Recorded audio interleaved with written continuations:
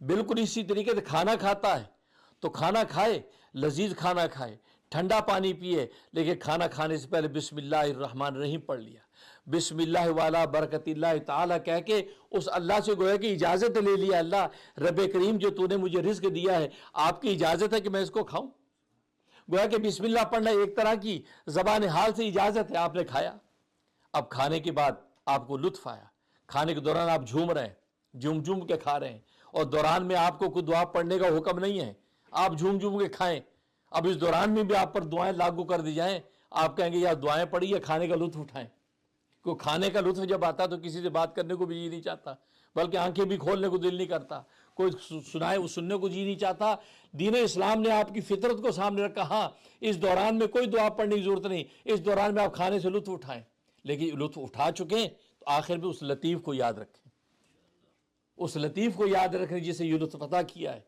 आप अब्दुल लतीफ़ हैं, लतीफ़ के बंदे हैं, जो उस लतीफ़ ने आपको ये लुत्फ दिया, आखिरी में उसको कह दे थैंक यू कर दें, या कह दें अल्हम्दुलिल्लाहिल्लज़ी अतअमना।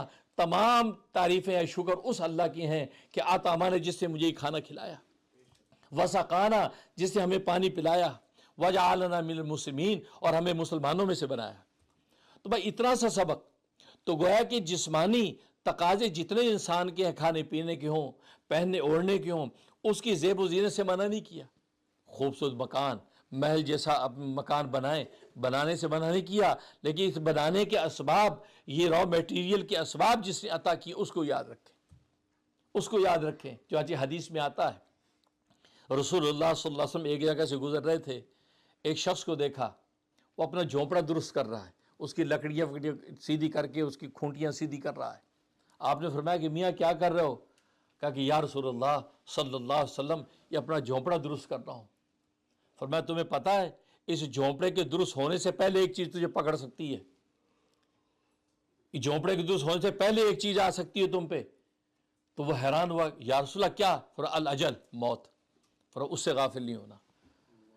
तो गया कि नबी ने उसके झोंपड़ा दुरुस्त करने से मना नहीं किया, आप झोंपड़ा दुरुस्त करें, उसके खूंटे लगाएं, आप महल जैसा घर बनाएं, लेकिन एक अगली डायरेक्शन की तरफ दिमाग मोड़ दिया कि भाई इस महल के मुकम्मल होने से पहले एक चीज़ आ सकती है जिसको मौत कहते हैं, उस मौत से गाफिल नहीं होना।